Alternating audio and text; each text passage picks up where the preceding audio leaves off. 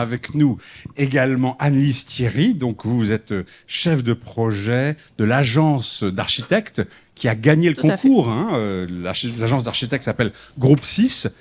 Qu'est-ce que c'est que ce concours quand on est un architecte, enfin, on a besoin d'un architecte, quelqu'un qui va... C'est quoi votre rôle et comment est-ce que vous avez... C'est quoi ce concours, quoi? Comment ça se passe?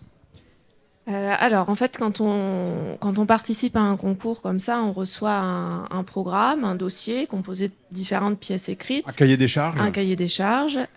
Et c'est à nous de transformer ce cahier des charges, ces pièces écrites, en d'abord souvent des graphiques de fonctionnement, et puis en bâtiment, schéma de circulation, pour arriver à un ensemble pour le projet ici. C'est un ensemble de plusieurs bâtiments qui doivent fonctionner ensemble. Qui doivent respecter ce fameux cahier des charges avec des entrées, des sorties, des contraintes, voilà, des contraintes de hauteur aussi, des contraintes de pleine terre, de plantation, de respect des choses qui existent déjà aussi sur le site. Il y a eu des dizaines de cabinets d'architectes qui ont concouru dans un premier temps. On en a gardé 3 à la fin pour que vraiment vous soyez en compétition et c'est vous qui avez gagné. Donc groupe Tout à fait. 10. Ok. C'est ça. Si on regardait quelques images ensemble, venez avec moi. Je vais demander à monsieur de nous laisser. Tenez, installez-vous là, monsieur. On va regarder l'écran qui est juste derrière vous. Comme ça, vous allez nous raconter. Alors, tenez, mettez-vous ici, si vous voulez bien. Et puis, vous allez nous présenter. Alors, si je comprends bien, je vais me mettre là, moi. Donc, si je comprends bien, nous, on est ici, là. Tout à fait. Voilà. On a ce bâtiment aubané qui est celui qu'on voit là. Voilà. Et donc, on va l'agrandir un petit peu dans cette partie-là, c'est ça? Voilà, donc le point de départ, on va dire, de notre position en tant qu'architecte, c'était de conserver cette halle existante qui est le symbole du SICTOM, mais qui est très important dans le paysage urbain, qui est en fait une entrée de ville, puisqu'on a Romainville et Bobigny de l'autre côté.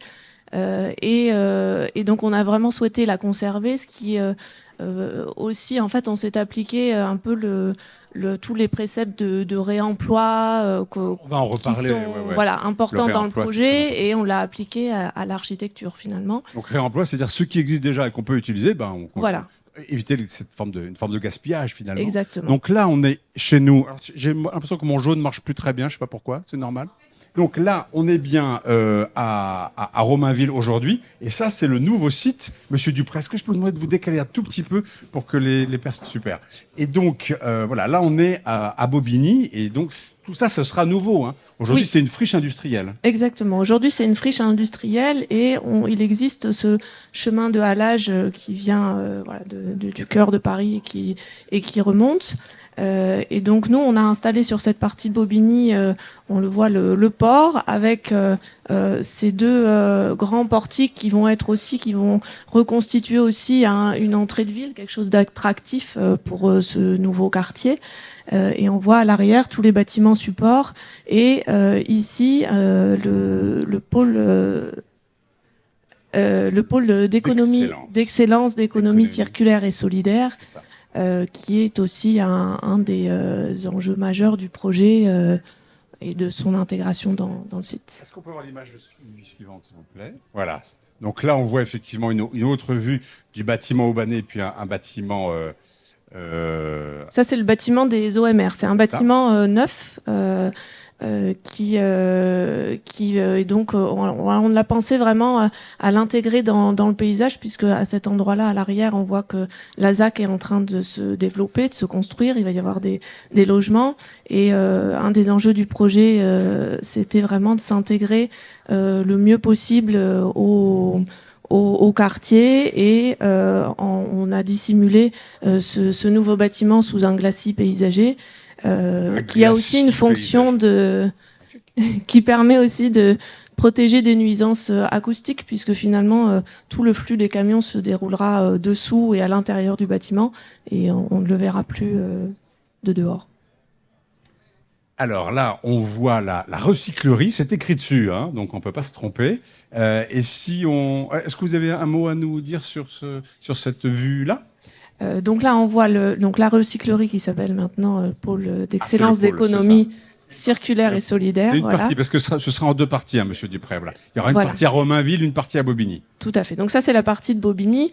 Et on voit à l'arrière les bâtiments supports qui sont en lien avec le fonctionnement du port. Est-ce qu'on peut voir l'image suivante? Voilà, alors là, on voit bien le port et on voit bien ce pôle d'économie, pôle d'excellence d'économie circulaire et solidaire, le PEX. Le PEX, voilà, qui a un enjeu important dans le projet parce que c'est un endroit dans lequel on va donner vie, une seconde vie aux objets qui auront été récupérés dans le centre, dans la recyclerie qui se trouve. Et on voit qu'effectivement, il y a de la promenade. Hein, c'est ce que vous appelez la continuité urbaine, des personnes à vélo. C'est un lieu de vie finalement. Et on voit bien aussi les deux portiques. Les deux grands portiques, hein, qui sont vraiment des signaux architecturaux très forts. Très forts. Ouais. Tout à fait. Qui signalent la présence de ce centre, hein, de tri et de transfert. Exactement.